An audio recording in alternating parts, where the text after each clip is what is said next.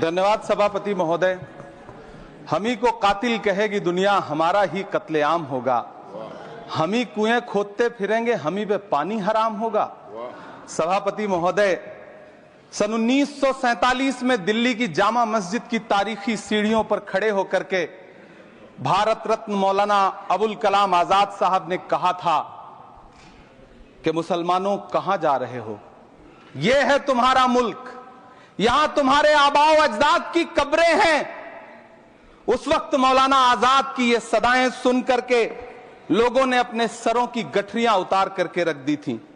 आज उसी दिल्ली में मौजूद देश की संसद में एक बिल आया है जो हमसे उसी जामा मस्जिद की सीढ़ियों के सबूत मांगेगा, जो उन्हीं सीढ़ियों के पास अपनी कब्र में सोए हुए मौलाना आजाद को फिर से कब्र से सदा देनी पड़ेगी कि ये जो कब्र है वो मेरी कब्र है, ये किसी सरकार की जागीर नहीं है।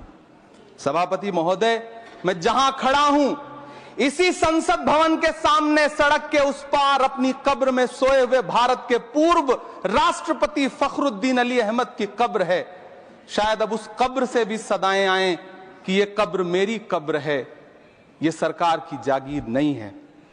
सभापति महोदय, मैं वक्फ कानूनों में किए जा रहे संविधान विरोधी बदलावों के खिलाफ बोलने के लिए खड़ा हुआ हूं। संविधान का आर्टिकल 14 हो, 29 हो, 30 हो, चीख चीख कर कहता है कि देश में सब बराबर के हकदार हैं। आर्टिकल 26 कहता है कि सबको अपने अपने मजहबी कामों के लिए मंदिर, मस्जिद, गिरजाघर, गुरुद्वारों का निर्माण करने का हक है और उसका रखरखाव का भी हक है।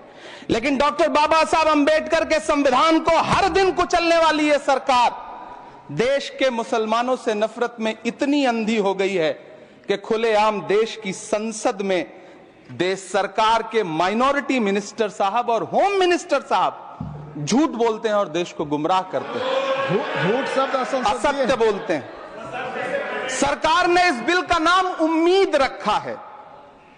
मंत्री जी कल से इसे देश के मुसलमानों के लिए नई उम्मीद बता रहे हैं। नहीं मंत्री जी, न तो यह बिल मुसलमानों के लिए नई उम्मीद है और न ही उम्मीद की नई किरण।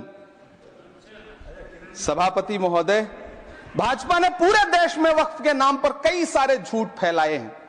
आइए आज उनकी सच्चाई पर बात करते हैं। वक्फ ट्रिब्यूनल को ऐसे बताया जाता है जैसे वक्फ ट्रिब्यूनल कोई मजहबी खाप पंचायत हो।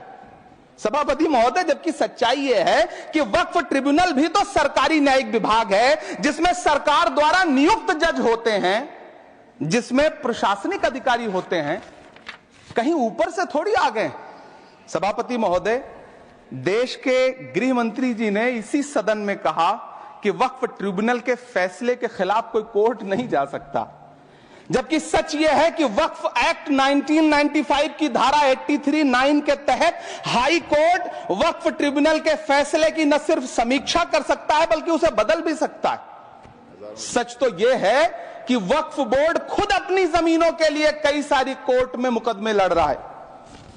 सभापति महोदय, दिल्ली की जिन 123 संपत्तियों को लेकर कल माइनॉरिटी मिनिस्टर, होम मिनिस्टर साहब और अभी आदरणीय नेता सदन बात कर रहे थे, आइए उनकी सच्चाइयों पे भी बात करते हैं।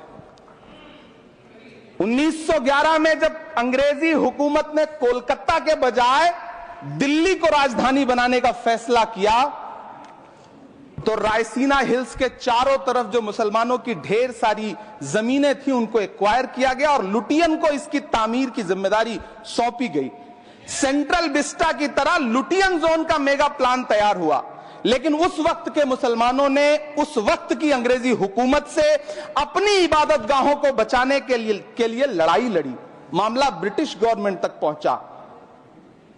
तब यह तय हुआ कि वो जो धार्मिक स्थल हैं उन्हें जस का तस रहने दिया जाएगा। इंडिया गेट के बगल वाली मस्जिद हो, जाब्तागंज, सुनहरी बाग मस्जिद हो, पार्लियामेंट रोड वाली मस्जिद हो, ऐसी 123 संपत्तियों के मैनेजमेंट के लिए 1913 में मुसलमान वक्फ वैलिडेशन एक्ट बना और उसके बाद एक नया शहर बसाया गया जिसे लुटियंस जोन का नाम दिया गया। फिर 1943-45 के बीच एक और समझौता हुआ आजादी से पहले उसके तहत काफी सारी वक्फ जायदादों को सुन्नी मजलिस औकाफ बनाकर उसके अंडर किया गया ताकि उसकी देखरेख की जा सके। गृह मंत्री जी 2 दिन से सदन में जो बात कह रहे हैं वो दरअसल 123 संपत्तियां उसी सुन्नी मजलिस औकाफ के तहत आती है। सभापति महोदय, आजाद भारत आजाद हुआ। आजादी के बाद भारत में 1954 में वक्फ एक्ट लागू हुआ, जिसकी धारा 9 के तहत 1964 में केंद्रीय वक्फ काउंसिल का गठन हुआ। दिल्ली की वही 123 प्रॉपर्टीज को 1970 में सर्वे गजट करके गजट नोटिफाई किया गया। इसके निपटारे के लिए पूर्व प्रधानमंत्री इंदिरा जी के द्वारा 1974 में एक बर्नी कमेटी बनाई गई। बर्नी कमेटी ने 1976 में इन 123 संपत्तियों को दिल्ली वक्फ बोर्ड की संपत्ति होने की रिपोर्ट सौंपी।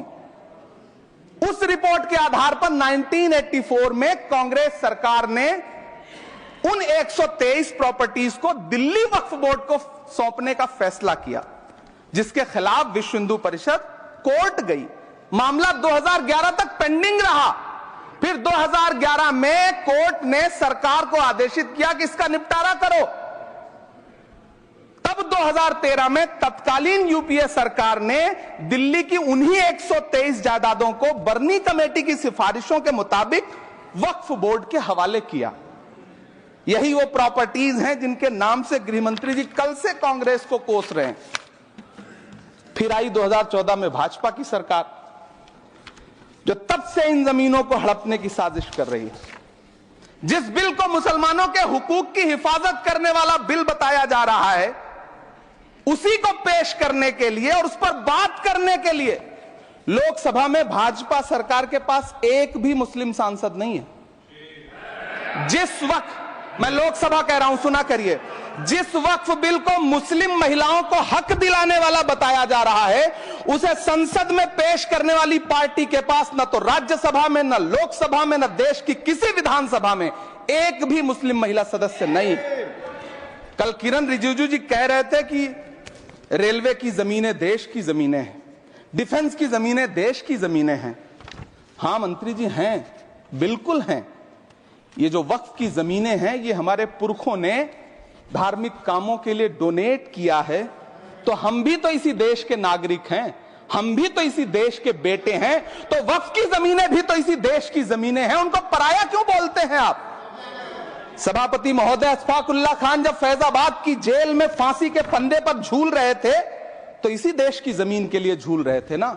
सभापति महोदय, अंडमान की जेल में काला पानी की सजा काटकर अपनी जान देने वाले मौलाना फजले हक खैराबादी हो या शेर खान अफरीदी हो, वो भी तो इसी जमीन के लिए अपनी जान दे रहे थे ना। सभापति महोदय, पाकिस्तान के खिलाफ लड़ते हुए अपनी जान देने वाले महावीर चक्र विजेता ब्रिगेडियर उस्मान हो या पाकिस्तान के पैटर्न टैंक उड़ाने वाला परमवीर चक्र विजेता वीर अब्दुल हमीद हो, वो भी तो इसी जमीन के लिए अपनी जान दे रहा था ना।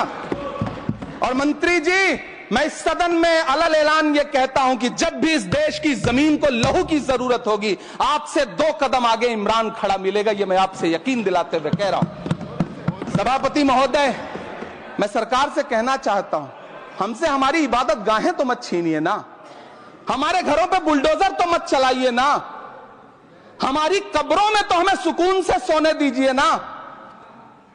सभापति महोदय, माइनॉरिटी मिनिस्ट्री का बजट कट करके, मुस्लिम बच्चों की स्कॉलरशिप बंद करके अब सरकार कह रही है कि हम वक्फ की आमदनी से गरीब मुसलमानों का भला करेंगे। गुजरात की बेटी बिल्किस के बलात्कारियों की रिहाई के बाद उन्हें माला पहनाने वाली लोगों के नेता ये कह रहे हैं कि यह बिल मुस्लिम महिलाओं को उनका हक दिलाएगा। धन्यवाद मोदी जी, क्या बढ़िया सौगातें मोदी दे रहे हैं आप। पहले हमें गुजराते मोदी दिया, आप सौगाते मोदी दे रहे हैं। लेकिन यह सरकार इतना याद रखे कि इसी ठसक के साथ देश की संसद में सीए का कानून भी लाया गया था और कहा गया था बड़े बड़े भाषण देकर के कि पड़ोसी देशों से हिंदू भाइयों को ला करके यहां नागरिकता दी जाएगी। लेकिन मैं आपके संज्ञान में लाता हूं सर कि पिछले इतने दिनों में इनसे नागरिकता लेने के लिए 2000 व्यक्ति भी नहीं आए, जबकि इसके उलट इन्हीं की सरकार में पिछले 10 साल में 15 लाख से ज्यादा भारतीयों ने भारत की नागरिकता छोड़ करके दूसरे देश में जाकर के बस गए। यह हुआ उस कानून का अंजाम।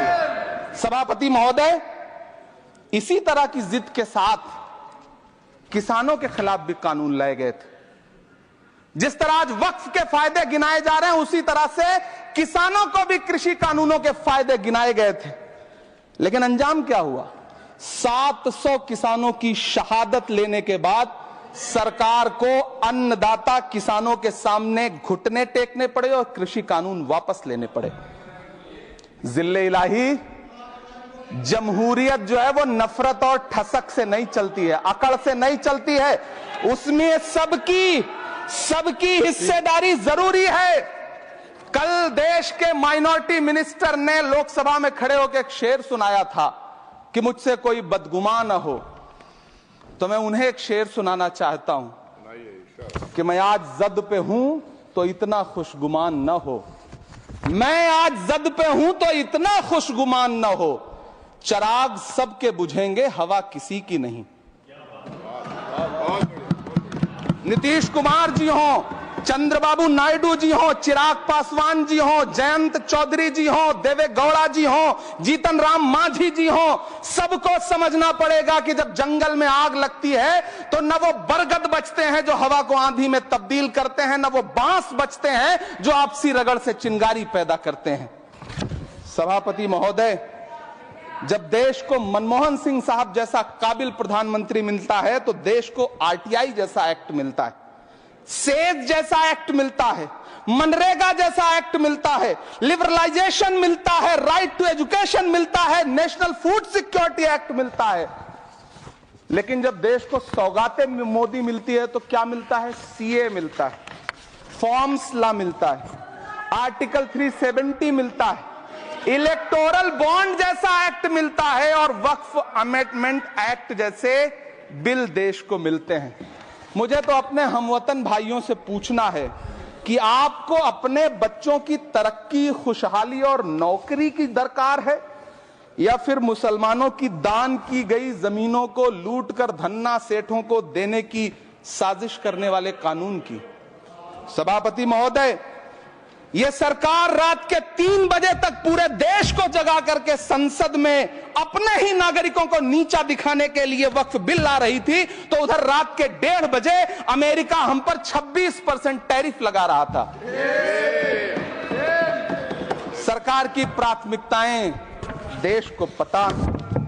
सभापति महोदय, मैं बहुत भावुक हूं आज, और मुझे अच्छा लगा कि आदरणीय नेता सदन जगत प्रकाश नड्डा जी ने बहुत अच्छी बातें भी की, मन से बातें की।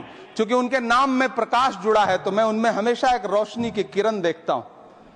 मैं उनके सामने बहुत अदब से यह बात कहना चाहता हूं कि चिरागों के सफर में दबदबा हो आंधियों का तो फिर अंजाम जुल्मत के सिवा कुछ भी नहीं होगा।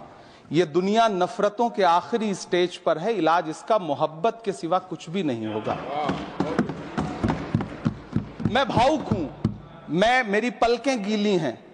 अगर देश की एक बहुत बड़ी आबादी को लगता है कि आप उसका भला करने के लिए नहीं बल्कि उनकी इबादतगाहों, उनकी कब्रिस्तानों, उनकी खानकाहों को बर्बाद करने का बिल ला रहे हैं, तो फिर आप अगर समझाने में नाकामयाब रहे हैं तो यह आपकी नाकामयाबी है। पहले समझाइए, उसके बाद कोई बिल लेकर के आइए, तब शायद हम आपका इतनी पुरजोर तरीके से विरोध ना करें। लेकिन सभापति महोदय, मैं अंत में सिर्फ इतना कहना चाहता हूं कि इस बिल में जो भी पॉइंट्स दिए गए हैं, बॉम्सी पोर्टल देख लीजिए, सरकार का झूठ आपको पकड़ में आ जाएगा। हम डरे नहीं हैं, हम सिर्फ सरकार से अपील कर रहे हैं कि हमें अपना समझिए। हम आपके अपने हैं, इस देश के नागरिक हैं और आप ताकत में हैं। संख्या बल के आधार पर बिल हो सकता है आप पास करा लें, लेकिन आपको यह बात समझनी पड़ेगी कि हम तो वो तारीख हैं, जहनों में रहना है जिसे, कागजी पुर्जे नहीं जो फाड़ डाले जाएंगे। जिस जमीन पर मैं खड़ा हूं ये मेरी पहचान है। आप आंधी हैं तो क्या मुझको उड़ा ले जाएंगे? आपको यह बात समझनी पड़ेगी। आपको अगर इतना विपक्ष की तरफ से पहले जेपीसी में इतने सारे पॉइंट्स आए और उसके बाद कल से लोकसभा में और राज्यसभा में सुझाव आप सुनने को तैयार नहीं है, लोगों की शंका को दूर करने के बारे में आप बिल्कुल सोच नहीं रहे, बस आप कह रहे हैं यह बिल उम्मीद की नई किरण है। नहीं साहब, इसे भले किरण जी लेके आए हैं, लेकिन ये उम्मीद की नहीं बल्कि नाउम्मीदी की किरण है। और इस देश की एक बहुत बड़ी आबादी इस बात से खदशे में है, शक में है कि आप सीधे उनकी जमीनों को लूट करके धन्ना सेठों को बेचना चाहते हैं। मेरी अब भी आपसे अपील है कि इस बिल को वापस लीजिए। यह बिल कहीं से आपके अपने नागरिकों के लिए अच्छा नहीं है। यह बिल सिर्फ इस देश के मुसलमानों को नीचा दिखाने का और अपने एक ऐसे मतदाता वर्ग को खुश करने का बिल है जिनको इस बिल के पास हो जाने से कुछ मिलेगा भी नहीं। लेकिन आप एक नैरेटिव देना चाहते हैं, एक मैसेज देना चाहते हैं। मेरी आपसे अपील है कि कृपया ये जो सबका साथ सबका विकास का नारा है, इस नारे को रत्ती भर तो चरित्रार्थ कर दीजिए। बहुत बहुत धन्यवाद।